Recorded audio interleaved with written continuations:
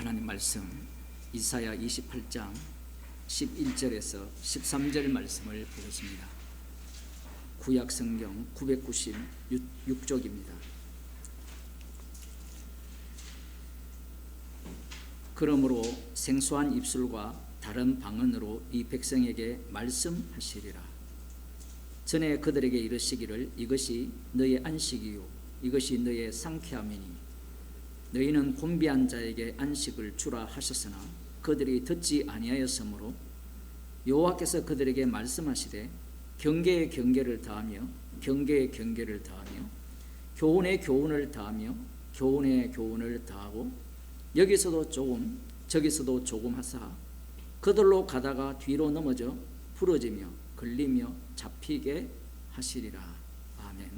앞서 이사야 선지자가 외치는 그 예언, 그 예언에 대한 나름 똑똑하다고 하는 자들의 해석이 뭐냐면 제 유튜브 설교 댓글에 달린 그 댓글이 있죠. 대체 뭔 소리야? 뭐 보셨는지 모르겠지만 선지자들을 비아냥거릴 때 뭐라고 비아냥거리냐면 네 말을 도무지 못 알아듣겠다. 이걸 다르게 표현하면 이 젖된 애기들이 말을 할 때 주어 나는 학교에 간다 이렇게 하지 않고 나는 밥 엄마 지금 그게 여기서도 조금 저기서도 조금이라는 그 히브리어 단어의 의미예요. 물론 단어는 있지만 문장이 완벽하게 안 되니까 비꼬는 겁니다. 선지자를 향해서 너 지금 짜집기 하고 있지. 이 복음을 전해보면 꼭 그런 소리 하거든요. 원래 성경 모르는 사람들이 짜집기 한다 해요. 자기들이 짜집기 하는 것밖에 모르기 때문에. 이 얘기 안 하려고 그랬는데 꼭 해야 되겠네. 자기가 카르텔이면 남들이 다 카르텔처럼 보여요. 그러니까 자기가 악하면 남들이 다 악하게 보여요. 그게 인간들의 마음이거든요. 지금 선지자를 향해서 공격을 하잖아요. 외칠 때 너희들 하나님 말씀 듣지 않으면 하나님이 심판을 하신다. 포로로 잡혀간다. 이건 이미 신명기에서도 예언한 말씀인데 갔다가 다시 돌아오게 할 거고 남은 자가 있을 것이고 다 진면할 거고 이게 앞뒤 안 맞는 이야기를 막 섞어 하잖아요. 지금 우리가 이사야를 읽어보면 그렇게 돼 있잖아요. 다 진멸한다 했다가 또 남은 자가 돌아온다 했다가 뭐 죽었다 했다가 이런 표현들이 계속해서 섞여가 나오기 때문에 이들이 듣기에는 짜증겠다. 여기서도 조금 누구한테 가르치려느냐? 애들한테나 가르쳐라. 너 수준은 딱 갓난 아기 이제 젖된 애들 수준이다. 그들이야 네 말 들을지 모르지만 우리는 안 듣는다 이거죠. 이들을 향해서 하나님께서 똑같은 방식으로 심판을 하는 겁니다. 생소한 입술과 다른 방언으로 이 백성에게 말씀하시리라. 이 말씀의 의미는 생소한 입술, 지금까지 듣지 못한 언어를 가진 자들을 이들에게 보내서 심판하겠다는 거예요. 물론 이들이 이제 히스기야 왕 때는 이 아수르가 쳐들어왔을 때 이스라엘 말로 해요. 아람 방언으로 하지 않고 하나의 비유죠. 너희가 지금 선지자의 말을 어떤 식으로 듣느냐 하면 마치 방언처럼 듣고 있다라는 거예요. 네 무슨 소리 하느냐? 예를 들어 우리가 영어를 하나도 모른다면 예를 들어 영어로 막 이렇게 얘기를 하면 미친 소리 하네 이 소리 할 거 아니에요. 여러분 그런 생각 할 거 아닙니까? 전혀 모르는 언어니까 선지자가 예언하는 것이 그렇게 들리는 거예요. 미친 소리로 들리는 겁니다. 그래서 하나님께서 이들에게 심판을 할 때 똑같이 너희들이 듣기에 미친 소리라고 하는 그 입술을 갖고 그 방언 외국 말이죠. 아수르어가 되었든지 아니면 갈대아어가 되었든지 그들이 바벨론에 의해서 너희들을 심판하시는데 그 방식이 여기서도 조금 저기서도 조금 교훈에 교훈을 더하고 여기서도 조금 저기서도 조금 하사 그들로 가다가 뒤로 넘어져 부러지며 걸리며 잡히게 하시리라. 하나님의 심판 방식이 참 멋지지요. 그런데 이것이 왜 이 본문이 어려우냐면 예수님 당시가 되면 이미 이들은 70년을 지나왔고 71회의 완성을 기다리거든요. 그러면 이들이 생소한 입술이 어떤 의미인지 알고 있죠. 지금 예수님 당시에 남은 자 유대인들은 그리스어입니까? 그 당시에 코인이 헬라어잖아요. 그 로마 제국의 지배하에 있잖아요. 그러니까 생소한 입술로 우리들을 심판을 했잖아요. 생소한 입술로 심판했다는 것은 자신들의 조상들이 이사야가 예언할 때 여기서도 조금 저기서도 조금 하는구나라고 비꼬은 그 일 때문에 지금 생소한 입술이 온 거잖아요. 맞죠? 그러면 그 시대의 그들은 이사야의 그 외침을 제대로 들을까요? 안 들을까요? 제대로 듣죠. 이제 우리가 흔히 말하는 회개한다는 게 의미 없는 게 뭐냐 하면 회개는 이미 바리새인과 서기관들이 다 했어요. 좀 그걸 아셔야 돼요. 그러니 예수님이 말씀하시는 성령 받은 이후에 그들이 회개하라는 의미는 전혀 다른 의미예요. 새로운 피조물이 된다는 의미예요. 회개라는 것은 반성이 아니에요. 반성이.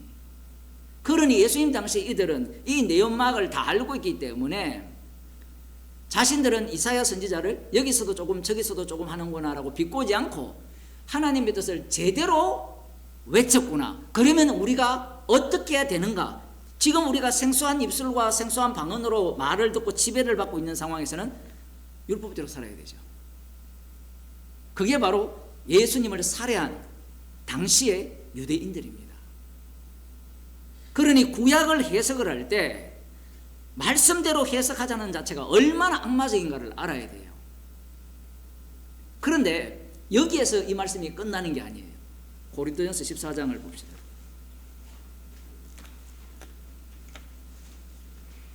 14장을 보기 전에 방금 남은 자 유대인들이 율법대로 살았잖아요.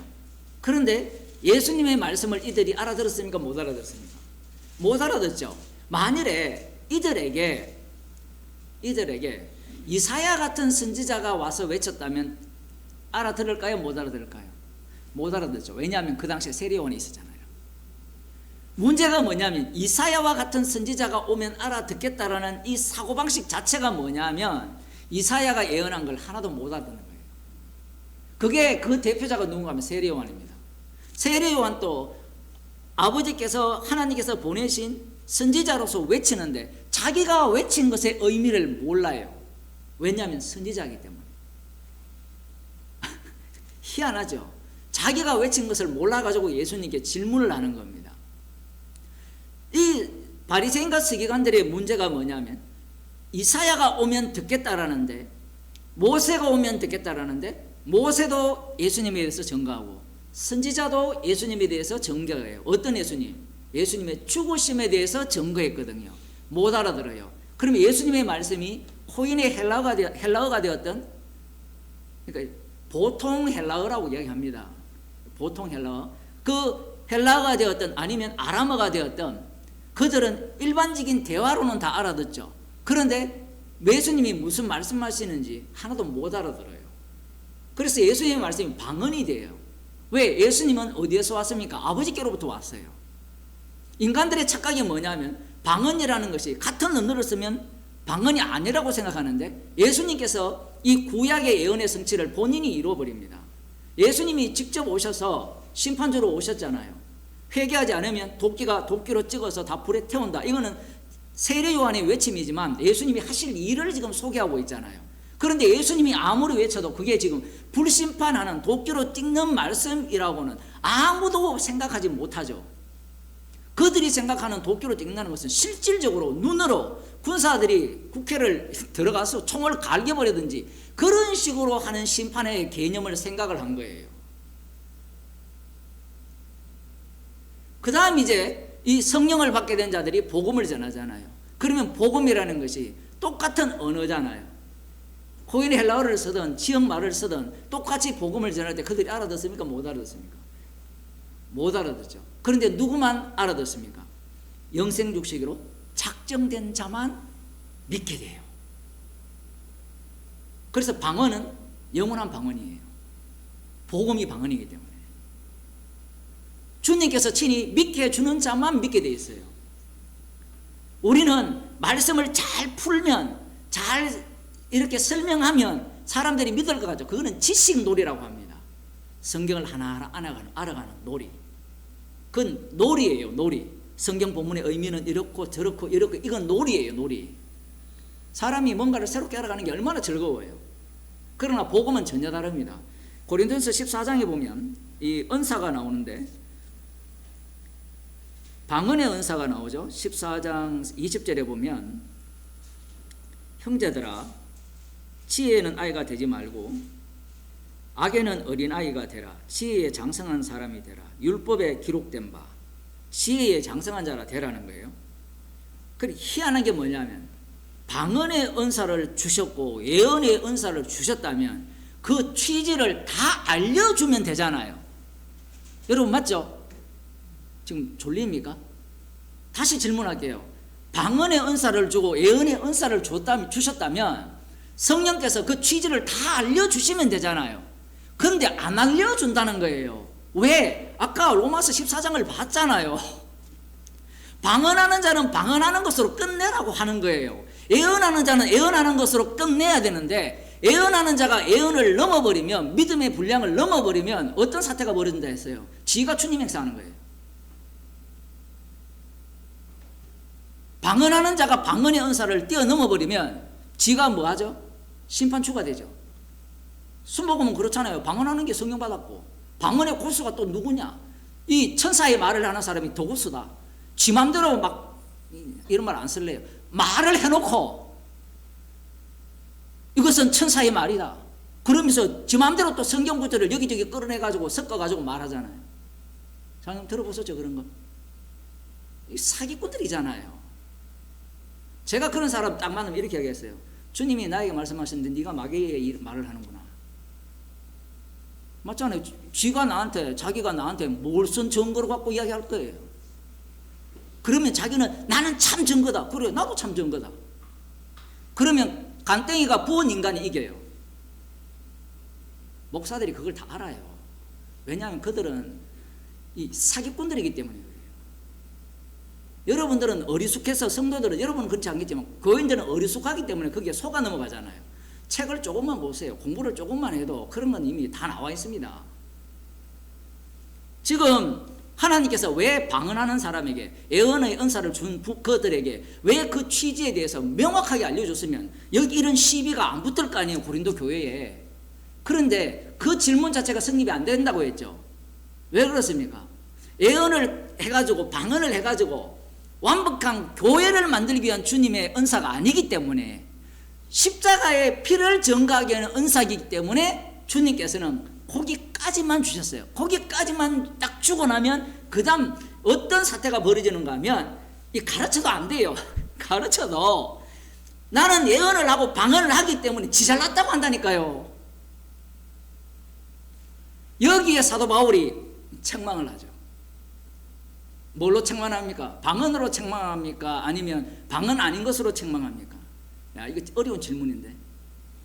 귀 있는 자만 알아듣게 책망을 하죠. 지금 무슨 말씀인지 이해됩니까? 지금 예언을 받았다라는 인간이 바울의 책망을 받지 않으면 바울의 말이 뭘로 되입니까? 여기서도 조금 저기서도 조금, 이 무슨 소리예요? 내 방언 받았는데 까불지 마, 이래 나온다고요.